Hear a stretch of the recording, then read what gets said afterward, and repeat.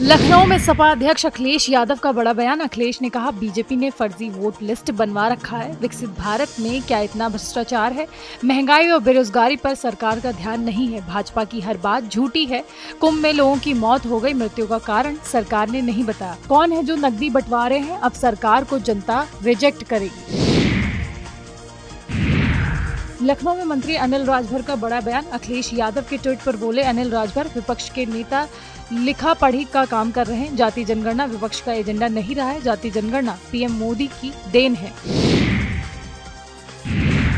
मेरठ में fathers day पर पाव भाजी के बजाय भेजा नॉनवेज। नॉनवेज होने की शिकायत पर गेट पर पटका ऑर्डर। हीरा स्वीट से मंगवाया पाव भाजी, दूसरी जगह से भेजा।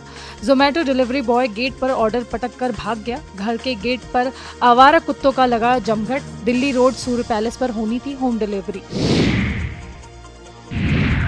सऊदी से आए यात्रियों से भरे विमान में खराबी। लखनऊ एयरपोर्ट पर लैंडिंग के दौरान निकली चिंगारी। पहिए से निकली चिंगारी। सभी 250 यात्री सुरक्षित। SV 3112 रात 10:45 पर जेदा एयरपोर्ट से रवाना हुई थी। सुबह 6:30 बजे लखनऊ एयरपोर्ट विमान पहुंचा था।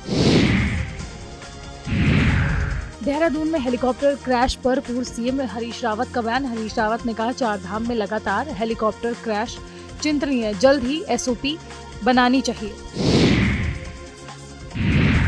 राष्ट्रीय जनगणना की अधिसूचना जारी। जनगणना की प्रक्रिया औपचारिक रूप से शुरू। देश में 2 चरणों में होगी जनगणना। 2027 में पूरी हो जाएगी जनगणना। केंद्र सरकार ने अधिसूचना जारी की है। जनगणना के साथ जातिगत जनगणना भी होगी।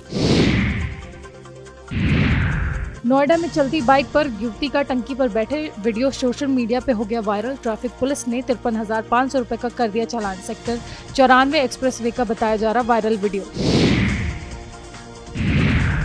हज यात्रियों के विमान के पहिए से निकली चिंगारी। बलिया में मामले पर मंत्री दानिश आजाद अंसारी का बयान आया। दानिश आजाद अंसारी ने कहा, लैंडिंग के बाद थोड़ी टेक्निकल प्रॉब्लम आई। एयरपोर्ट अथॉरिटी ने उसे भी दूर कर लिया है। किसी भी हज यात्री पैसेंजर को दिक्कत नहीं हुई है।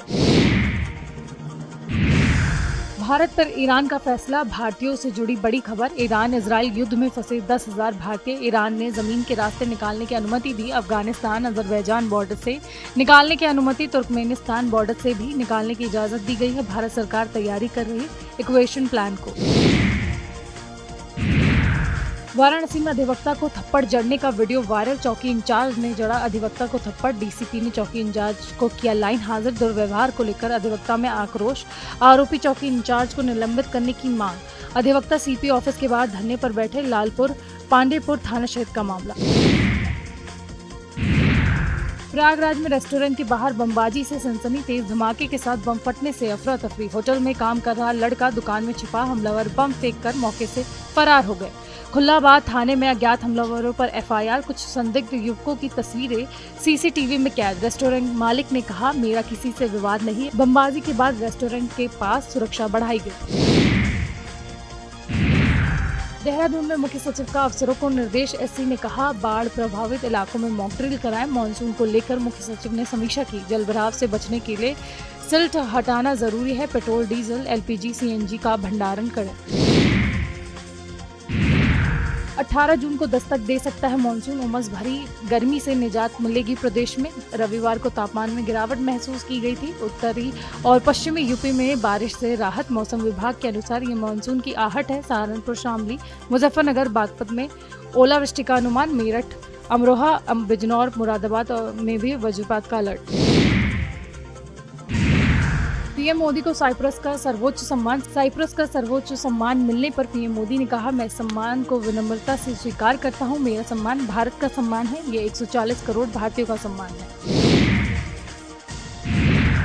हरदोई में बिलग्राम थाना क्षेत्र से एक चौंकाने वाली खबर सामने आई। पोस्टनेर पेट्रोल पंप पर उस वक्त हंगामा मच गया जब CNG भरवाने आई एक युवती ने मामूली कहासुनी के बाद पेट्रोल पंप कर्मचारी पर रिवॉल्वर तान दी। दरअसल महिला को कार से उतरने के लिए कहा गया था, जिससे वो आग बबूला हो गई। मामला इतना बढ़ गया कि महिला के साथ मौजूद लोगों ने कर्मचारी के साथ मारपीट भी की।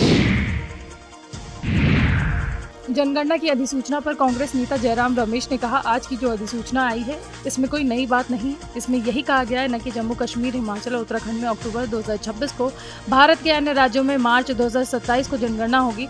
ये तो 30 अप्रैल को भी घोषणा की गई थी, तो ये बहुत ही प्रचारित अधिसूचना है। अंत में क्या निकला, यही जो 30 अप्रैल को आपने घोषणा की थी वही दोहरा दिया गया और इसमें सिर्फ जनगणना की बात है, जातीय जनगणना की बात नहीं है, क्योंकि इससे जाति को लेकर कोई जिक्र नहीं किया गया।